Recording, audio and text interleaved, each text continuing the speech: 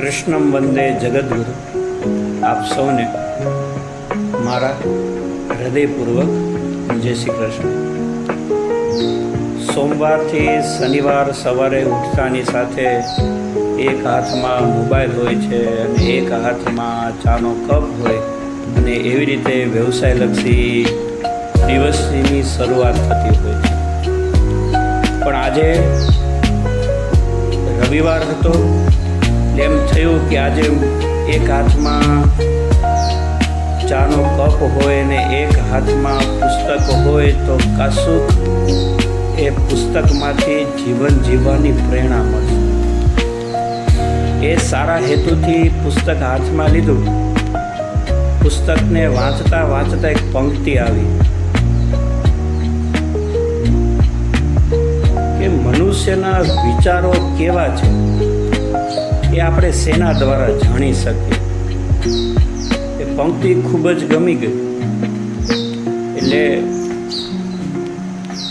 પૂજ્ય શ્રી રમેશભાઈ ઓઝા ભાઈશ્રીના શબ્દો યાદ આવે છે કે આપણે આપણા વિચારોને કેવી રીતે જોઈ શકીએ છીએ. કે રાત્રે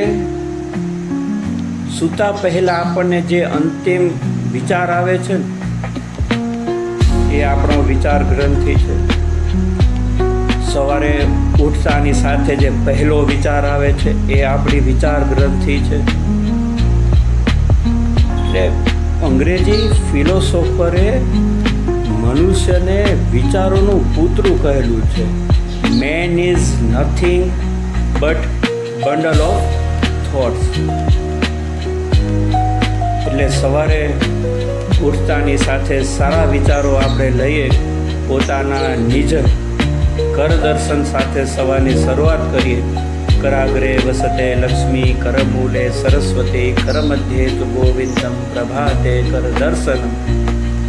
આપણા ઘરમાં રહેલા માતા પિતા વડીલોના ચરણોમાં વંદન કરીને તેમના આશીર્વાદ લઈને આપણે આપણા દિવસની શરૂઆત કરીએ. આમ આપણા કર્મથી આપણે જો દિવસોની શરૂઆત કરતા રહીશું તો ચોક્કસ આપણા વિચારોથી, આપણા કર્મોથી આપણા પુણ્યનું ભાથું આપણા ઈષ્ટ દેવી દેવતાના ચરણોમાં આપણે અર્પણ કરી શકશું.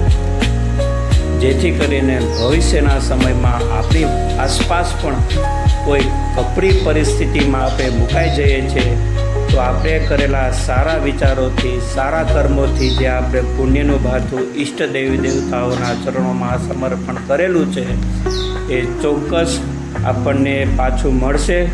અને આપણા જે પિતૃઓ છે જે અંતરિક્ષમાં રહીને આપણને હંમેશા શુભાશીષ અર્પણ કરતા રહે છે એ પણ આપણા કર્મોથી ખુશ રહેશે અને તેમની પાસેથી પણ સુખ શાંતિ સમૃદ્ધિના જે આશીર્વાદ છે, શુભાશીષ છે આપણને મળતા રહે છે.